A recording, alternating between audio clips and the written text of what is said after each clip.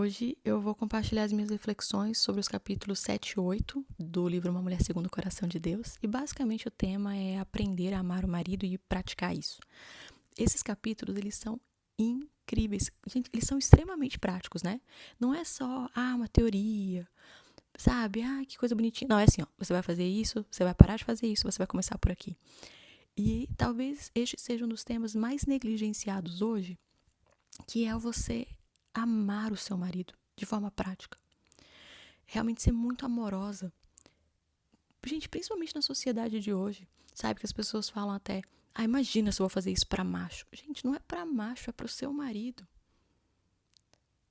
Enfim, então vamos lembrar que amar é verbo, é significação, sabe? Nas escrituras, a Bíblia não fala sobre sentirmos amor, é sobre praticar. E o amor, a gente precisa entender, ele é uma decisão. Nós decidimos amar. Isso é requerido de nós, né? Enfim, e o primeiro ponto que a autora traz é que Deus pede para nós amarmos o nosso marido como nosso melhor amigo, que ela faz a diferença, né, entre o amor ágape e o filéu. E, gente, isso muda tudo, porque uma amizade, ela é construída. A amizade, você não simplesmente, não é igual criança, né? Acabou de conhecer a pessoa no parquinho, a criancinha, e fala assim, minha melhor amiga. Não é assim. Uma amizade, ela é construída. Ela exige intenção. Ela exige atenção. Não é sobre um casamento perfeito, porque ele não existe. Mas é sobre uma amizade profunda.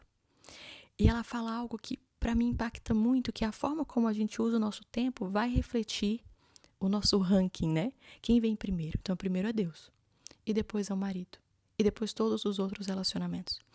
Isso significa que o marido ele é mais importante do que os seus pais, do que os seus amigos e até mais do que os seus filhos. E, gente, eu sei que isso é muito difícil, principalmente quando nós temos crianças pequenas. Mas o negócio não é negligenciar os filhos. É entender que o casamento é fundamento da família. É a base da família. E filhos crescem e se a gente criar bem, eles vão embora. Mas o casamento, ele permanece e pode ser um casamento feliz. Isso não significa que você vai deixar de honrar seus pais, tá? Significa simplesmente que a sua responsabilidade principal agora é com seu marido. A opinião mais importante não é a dos seus pais, é a do seu marido. E isso pode ser um processo difícil para muitas de vocês, principalmente se vocês ainda buscam a aprovação ou a cura de feridas da infância. Desculpa. Então, talvez você tenha sempre aquele pensamento de, não, mas se eu fizer isso agora pelos meus pais, ou pela minha mãe, ou pelo meu pai, finalmente eu vou ser amada, finalmente eu vou ser reconhecida. Não. O Senhor nos chama para construir uma nova família. E uma família curada, tá bom? Então, seus pais vão ficar lá, a opinião deles vai ficar lá também. A opinião mais importante, o relacionamento mais importante, humano, é com o seu marido. E quando ela fala sobre a gente orar para o nosso marido, ela não ensina a orar para o marido mudar, né? Para nos agradar. Não é assim, então, Senhor, faz ele ficar mais carinhoso comigo, faz ele prestar atenção nas minhas necessidades. Não é sobre a minha pessoa. Senhor, que ele tenha mais relacionamento com o Senhor, que eu estou orando pela vida espiritual dele, pelo trabalho, pelos dons espirituais, pelo ministério. Você percebe como é tudo muito mais profundo? Porque quando o coração do seu marido estiver alinhado com Deus, o resto vai se organizar. A sua preocupação não é se ele... Não sei se... No atual momento pode ser. Mas a nossa preocupação deveria ser com a alma do nosso marido. Sabe? É assim para algo mais profundo. Esse livro ele nos chama para algo mais profundo. Porque aí quando o relacionamento dele com Deus está em dia, ele com certeza vai ser mais amoroso, ele com certeza vai ajudar mais, ele com certeza vai fazer todas essas outras coisas. Mas pense sobre a alma do seu marido, a salvação do seu marido. Então vamos lá. Assim como uma amizade, né, não acontece do nada, o amor também ele não é espontâneo. Então ela fala sobre a importância de nós planejarmos atos de bondade, os jantares, conversa, tempo juntos. E como isso não precisa de dinheiro. Então ela conta como, quando eles não tinham dinheiro, ela salvava para poder contratar uma babysitter. Gente, babysitter aqui é muito barato. No Brasil, imagino que não. Mas o date deles era atravessar a rua e tomar um café de $1 no McDonald's, entendeu? Então, assim, não precisa ser uma coisa, a gente vai naquele restaurante, né? Não, gente, atravessa a rua, vai na padaria, sabe? E aqui em casa, quem me conhece um pouquinho mais já sabe isso, eu não confio em quase ninguém. Então, eu não tenho pessoas assim, então vem aqui uma vez por semana para cuidar das minhas crianças. Eu tenho pessoas que eu confio hoje, após anos, e observando e tudo isso. Mas mesmo assim, eu penso muito bem quando eu vou chamar. Então, aqui em casa nós precisamos adaptar, porque eu moro fora do país. Então, o que nós fazemos aqui é, depois que as crianças dormem, e o Bill não tá de plantão, nós temos o nosso momento. Então, muitas vezes, é a sobremesa que antes eu comprava uma sobremesa, e comíamos nós dois, e agora, ultimamente, tem sido aquele sorvetinho do Ninja, que a gente faz aqui em casa. Mas o importante é que a gente tenha o nosso momento. Então, adapte o que a autora fala para a sua atual estação de vida, para a sua atual estação financeira, para se você confia ou não confia nas pessoas, para o tempo que vocês têm juntos, tá bom? Tem um outro hábito, ela fala sobre vários, então eu vou apontar só alguns. Sobre ir para a cama juntos, né, no mesmo horário, como isso fortalece o casamento. Gente, isso aumenta a conexão e até protege contra tentações. Eu já atendi casais que o marido tinha vício em pornografia, e uma das coisas que nós fizemos, isso é tipo em vários casos, os dois dormirem na mesma hora, porque às vezes o que acontecia é a mulher ia dormir, aí o marido ficava no celular ou no computador e aí acabava vendo os vídeos. Então o fato dos dois irem dormir ao mesmo tempo, primeiro que ali às vezes já acontecia, né, um namoro e tal, mas quando não, eles conversavam, passavam tempo juntos, ok, boa noite, eu te amo, cada um deixa o celular no seu canto lá, e dormiam. Então era um momento a menos, sabe? Então pensa como pequenas decisões diárias podem construir grandes resultados. E a importância de preparar o ambiente. E às vezes, gente, você vai fazer isso 5 minutos antes de você sair de casa, caso você trabalhe fora de casa. 15 minutos antes de você dormir, para quando você acordar de manhã ter menos coisa para organizar. Tente deixar as áreas comuns organizadas. Sabe aqueles plugins de tomada? Compra um, coloca na área principal da casa onde vocês mais ficam e deixa sempre um cheirinho ali, sabe? Porque as pequenas ações, elas comunicam, você é importante para mim.